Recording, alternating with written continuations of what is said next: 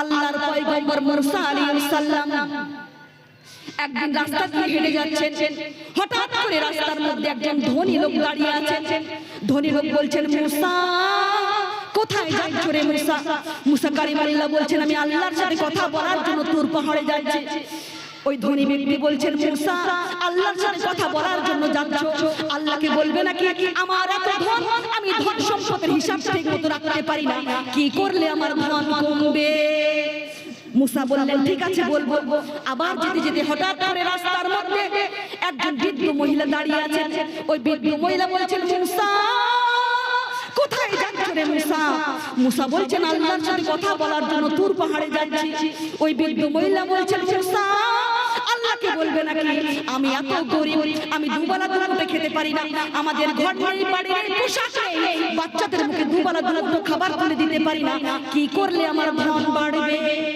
মুসা বললেন, ঠিক আছে বলবো। আবার যেতে যেতে হঠাৎ করে তিন রাস্তার মোড়ে একজন পঙ্গু লোক বসে আছেন, যার দুই হাত নাই, দুই পা নাই। মুসাকে বলছেন, মুসা আল্লাহর সাথে সাক্ষাৎ করার জন্য যাচ্ছ মুসা, আল্লাহকে বলবে নাকি আমাকে আল্লাহ কোন কারণে বানিয়েছে?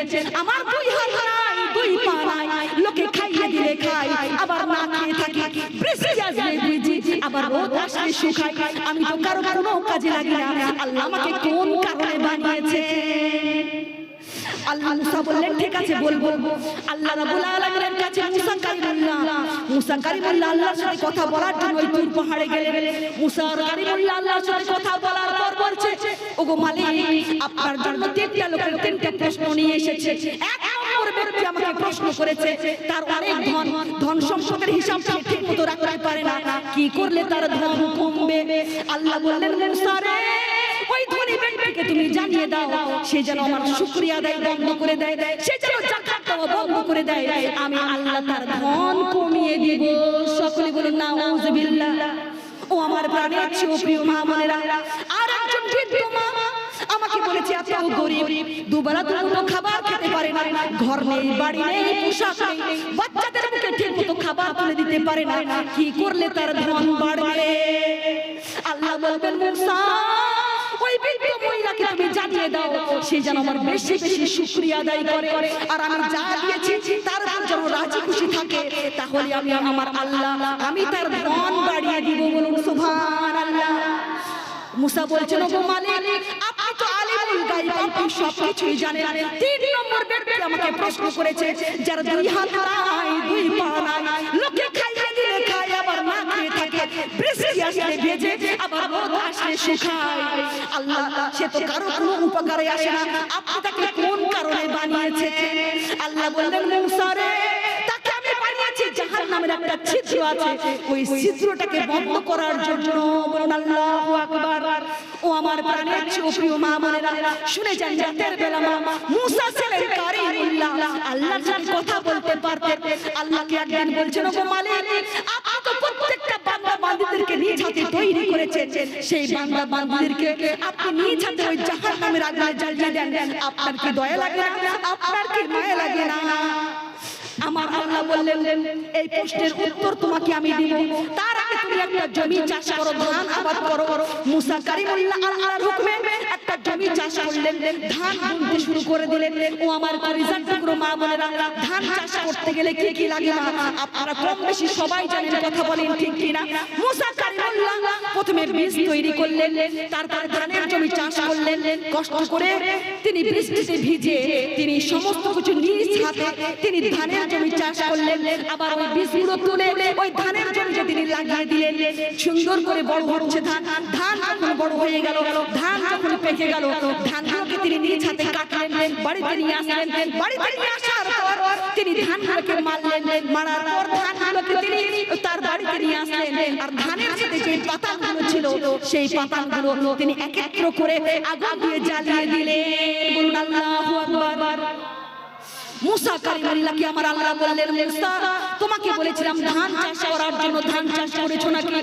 আল্লাহকে মুসা বললেন, ওগো মালিক, এত সুন্দর ধান হয়েছে মালিক, আমার খুশিতে মনটা বাগবাগ হয়ে গিয়েছে, আমার বাড়ির গোলা ভর্তি হয়ে গিয়েছে। বলুন সুবহানাল্লাহ। আমার আল্লাহ আল্লাহ বললেন মুসা রে ধানের সাথে যে পাতাগুলো ছিল সেগুলো কি করলা? মুসা বললেন সেগুলো তো আমি আগুন দিয়ে জ্বালিয়ে পুড়িয়ে দিয়েছি। আমার আল্লাহ বললেন মুসা তুমি আমাকে প্রশ্ন করেছিলে, আমি আমার বান্দাদেরকে নিজ হাতে তৈরি করে আবার নিজ হাতে ওই জাহান্নামের আগুনে জ্বালিয়ে দেই, আমার কি দয়া লাগে না? আমার কি দয়া লাগে না? তো আমি তোমাকে একই প্রশ্ন করলাম, তুমি তো নিজ হাতে ধানটাকে আবাদ করলা, নিজ হাতে কষ্ট করে বৃষ্টিতে ভিজে রোদে কত কষ্ট করে নিজ হাতে ধানটাকে আবাদ করলা, নিজ হাতে ধানটাকে আবাদ করার পর আবার তুমি ওই পাতাটাকে তুমি কেন পুড়িয়ে ছাই করে দিলা? তোমার কি দয়া লাগলো না? তোমার কি মায়া লাগলো না? মুসা কালিমুল্লাহ বলছেন মালিক ওই পাতানের উপর আমার কোনো দরদ নেই, কারণ ওই পাতাল আমার কোনো কাজে আসবে না। আমি ধানগুলোর উপর আমার দরদ আছে, সেই জন্য ধানগুলোকে আমি বাড়িতে রেখে দিয়েছি, আর পাতানের উপর কোনো দয়া মায়া আমার কিচ্ছু নেই, এই জন্য ওই পাতালগুলোকে আমি পুড়িয়ে ছাই করে দিয়েছি। আল্লাহ বললেন তদ্রুপ এক জিনিস, যারা আমার ফরজ বিধানগুলো মানে, যারা আমার ফরজ বিধানগুলো মেনে চলে, যারা আমার নবীজির সুন্নাত মোতাবেক চলে, যাদের জন্য আমি তাদের জন্য আমি জান্নাত রেডি করে রেখেছি। আর যারা আমার ফরজ বিধানগুলো মানতে চায় না, যারা আমার নবীকে নিজের মতো ভাবে, যারা আমার নবীকে হাজির নাজির ভাবতে পারে না, যারা আমার নবীজিকে নিজের মতো ভাবে, তাদের জন্য আমি জাহান্নাম রেডি করে রেখেছি। তাদেরকে আমি জাহান্নামে ঢুকিয়ে আগুন দিয়ে জ্বালিয়ে দেব। সকলে বলুন না আউযুবিল্লাহ। ও আমার প্রাণের প্রিয় মা বোনেরা, শুনে যান রাতের বেলা মুসা কালিমুল্লাহর কাছে একদিন আজরাইল ফেরেশতা চলে এসেছে। আজরাইল ফেরেশতা এসে বলছে আমি আপনার জান কবজ করার জন্য এসেছি। মুসা কালিমুল্লাহ বলছেন আজরাইল তুমি আর আমার জান কেমন করে কবজ করবা? মুসা কালিমুল্লাহ আজরাইলকে বলছেন তুমি আমার জান কেমন করে কবজ করবা? আজরাইল বলছে কেন? আমি আপনার জান আপনার মুখ দিয়ে কবজ করে নিয়ে যাব। মুসা কালিমুল্লাহ বলছেন যেই মুখ দিয়ে আমি আল্লাহর সাথে কথা বলেছি সেই মুখ দিয়ে তুমি আমার জান কবজ করবা। আজরাইল ফেরেশতা বলছেন তাহলে তোমার চোখ দিয়ে তোমার জান কবজ করে নিয়ে যাব। মুসা কালিমুল্লাহ বলছেন যেই চোখ দিয়ে আমি আল্লাহর নূরের তাজাল্লি দেখেছি সেই চোখ দিয়ে তুমি আমার জান কবজ করবা। আজরাইল ফেরেশতা বলছেন তাহলে তোমার নাক দিয়ে কবজ করব। মুসা কালিমুল্লাহ বলছেন যেই নাক দিয়ে আমি আল্লাহর জান্নাতের শুকরানা আমার নাকে নিয়েছি সেই নাক দিয়ে তুমি আমার জান কবজ করবা। আজরাইল ফেরেশতা বলছেন আমি অত শত বুঝি না, আমার যেই দিক দিয়ে ইচ্ছা সেই দিক দিয়ে আমি তোমার জান কবজ করে নিয়ে যাব। এই কথা যেমনি বলেছেন মা আজরাইল ফেরেশতাকে মুসা কালিমুল্লাহ ঠাস করে একটা থাপ্পড় বসিয়ে দিলেন। আজরাইল ফেরেশতার সাথে সাথে মাটিতে পড়ে তার দুটি চক্ষু বের হয়ে গেল। বলেন আল্লাহু আকবার। এই অবস্থায় তিনি চলে গেলেন আল্লাহর দরবারে। আল্লাহকে গিয়ে বলছেন ওগো মালিক আপনার রাগে মুসা আমার কি হাল করেছে। আমি মুসার কাছে গিয়েছিলাম তার জান কবজ করার জন্য, আমাকে বলেছে তুমি আমার জান কেমন করে কবজ করবা। আমি বললাম কেন আপনার মুখ দিয়ে কবজ করব। আপনার রাগে মুসা বললেন যে মুখ দিয়ে আমি আল্লাহর সাথে কথা বলেছি সেই মুখ দিয়ে তুমি আমার জান কবজ করবা। আমি বললাম তাহলে তোমার চোখ দিয়ে কবজ করব। যেই চোখ দিয়ে আমি আল্লাহর নূরের তাজাল্লি দেখেছি সেই চোখ দিয়ে তুমি আমার জান কবজ করবা। আমি তখন বললাম তাহলে আপনার নাক দিয়ে কবজ করব। আপনার রাগে মুসা বললেন যেই নাক দিয়ে আমি আল্লাহর জান্নাতের শুকরানা আমার নাকে নিয়েছি সেই নাক দিয়ে তুমি আমার জান কবজ করবা। এই কথা বলতে দেরি হয়েছে মালিক আমাকে সাথে সাথে একটা থাপ্পড় বসিয়ে দিয়ে আমার দুইটি চক্ষু বের হয়ে গিয়েছে। আমার আল্লাহ রাব্বুল আলামিন আজরাইলের চক্ষু ভালো করে দিয়ে বলছেন আপনাকে আর আমার মুসার কাছে যাওয়া লাগবে না, আমি নিজে মুসার সাথে কথা বলবো। আল্লাহ রাব্বুল আলামিন মুসাকে বলছেন মুসা তুমি কতদিন এই পৃথিবীতে থাকতে চাও? যতদিন তুমি এই পৃথিবীতে থাকতে চাও ততদিন আমি তোমার হায়াত দিয়ে দিব। মুসা কালিমুল্লাহ বলছেন মালিক আপনি বলেছেন কুল্লু নাফসিন যায়কাতুল মাউত, মরতে হবে এটাই নির্ধারিত সত্য। বয়স হয়ে গিয়েছে অনেক, এবার তো মৃত্যুর স্বাদ গ্রহণ করতেই হবে, কিন্তু মালিক মরার আগে আর একবার তোমার সাথে আমি কথা বলতে চাই। নামাজ সুবহানাল্লাহ। মুসা কালিমুল্লাহ চলে গেলেন ওই তুর পাহাড়ে।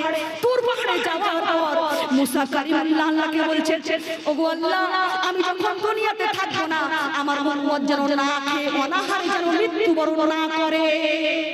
আল্লাহ বললেন হে মুসা আমি সবারই রিজিক দাতা, যারা আমাকে মানে আমি তাদেরকে রিজিক দেই, যারা আমাকে মানতে চায় না তাদেরকে আমি রিজিক পৌঁছে দেই। তোমার হাতে যে লাঠি আছে সেই লাঠি দ্বারা তুমি তোমার সামনে যে পাথরটি আছে সেই পাথরের উপর তুমি আঘাত করো। মুসা কালিমুল্লাহ ওই লাঠি দিয়ে পাথরের উপর আঘাত করলেন, সাথে সাথে ওই পাথর নদী হয়ে গেল। সুবহানাল্লাহ। আবার আল্লাহকে বললেন, হে মুসা, তোমার এই লাঠি দ্বারা তুমি এবার নদীতে আঘাত করো। আবার মুসা কালিমুল্লাহ আল্লাহর কথা অনুযায়ী ওই নদীতে আঘাত করলেন। সাথে সাথে ওই নদী থেকে একটা পাথর ভেসে লাগলো। বলুন সুবহানাল্লাহ। আল্লাহ বললেন, এবার তুমি এই পাথরের উপর আঘাত করো। আবার মুসা কালিমুল্লাহ ওই পাথরের উপর আঘাত করলেন। ওই পাথর দু টুকরো হয়ে ওই পাথরের মধ্যখান থেকে একটা ফড়িং বের হয়ে আসলো। আর ওই ফড়িংয়ের মুখে এক টুকরা তাজা ঘাস। বলুন সুবহানাল্লাহ। আর একটু মুহাব্বতে বলা যায় না মা সুবহানাল্লাহ। মুসা কালিমুল্লাহর সাথে সাথে আল্লাহর কুদরতের কদমে তিনি সিজদায় লুটিয়ে পড়লেন। বলুন সুবহানাল্লাহ। আল্লাহর শুকরিয়া আদায় করার পর আল্লাহর সাথে কথা বলার পর তিনি নিচে নেমে আসলেন। আস্তে আস্তে হঠাৎ করে তিনি দেখলেন 7 জন ব্যক্তি কবর খুঁড়তেছে। তিনি তাদেরকে প্রশ্ন করলেন, আপনারা এখানে কার কবর খুঁড়তেছেন? ওই 7 জন ব্যক্তি বলছেন, আজকে এমন একজন আল্লাহওয়ালা ব্যক্তি এখানে শায়িত হবেন, আমরা তার কবর খুঁড়তেছি। বলুন সুবহানাল্লাহ। মুসা কালিমুল্লাহ ওই 7 জন ব্যক্তির সাথে কবর করতে শুরু করে দিলেন। কবরটা যখন ঠিকঠাক করা হয়ে গেল, আল্লাহ রাব্বুল আলামিন ওই কবর যখন ঠিকঠাক করা হয়ে গেল, ওই 7 জন ব্যক্তি বলছেন, আজকে যেই ব্যক্তি এখানে শায়িত হবেন দীর্ঘ এবং প্রস্থ আপনার মতো, আপনি একটু কবরে শুয়ে দেখুন তো কবরটা ঠিকঠাক করা হয়েছে কিনা। মুসা কালিমুল্লাহ কোনো দ্বিধা না করে ওই কবরে শুয়ে পড়লেন। শুয়ে পড়ার পরে এমন একটা শান্তি, এমন একটা সুখ তিনি অনুভব করলেন। সাথে সাথে আল্লাহকে বলছেন, গো মালিক, আপনি এই জায়গাটা আমার জন্য বরাবর করে দিন। বলুন সুবহানাল্লাহ। আমার মুসা কালিমুল্লাহকে আল্লাহ রাব্বুল আলামিন একটা আপেল খেতে দিলেন। আপেল খেতে খেতে মুসা কালিমুল্লাহ এই পৃথিবীর জমিন থেকে চিরতরের জন্য বিদায় হয়ে চলে গেলেন। বলুন আল্লাহু আকবার। ওই 7 জন ব্যক্তি মুসা কালিমুল্লাহকে আবার কবর থেকে উঠে আবার গোসল দিলেন। গোসল দিয়ে কাফন পরিয়ে আবার ওই কবরে দাফন করে দিলেন। সুবহানাল্লাহ। ওই 7 জন ব্যক্তি কোনো মানুষ ছিলেন না মা, তারা ছিলেন আল্লাহর ফেরেশতা। বলুন সুবহানাল্লাহ। আজ পর্যন্ত বনি ইসরাঈল ভণ্ড হয়ে খুঁজলো, কিন্তু মুসা কালিমুল্লাহর কবর কোথায় আছে আজ পর্যন্ত কেউ জানতে পারলো না। বলুন সুবহানাল্লাহ।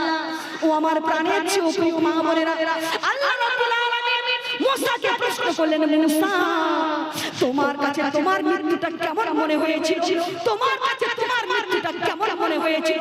মুসা কালিমুল্লাহ বলছেন, গো মালিক, আমার কাছে আমার মৃত্যুটা এমন মনে হয়েছিল, আমার কাছে আমার মৃত্যুটা এমন মনে হয়েছিল, জীবন্ত চড়ুই পাখিকে কেউ যদি গরম তেলের মধ্যে ছেড়ে দেয়, তাহলে ওই চড়ুই পাখি ওই গরম তেলের মধ্যে কিরকম করবে, আমার কাছে আমার মৃত্যুটা ওরকম মনে হয়েছিল। বলুন সুবহানাল্লাহ। ও আমার প্রাণের চেয়েও প্রিয় মা বোনেরা, মুসা কালিমুল্লাহ একজন আল্লাহর পয়গম্বর ছিলেন, আল্লাহর নবী ছিলেন। নবীর মৃত্যু যদি ওরকম হতে পারে, তাহলে তোমার আর আমার মৃত্যুটা কেমন হতে পারে? কথা বলেন ঠিক কিনা?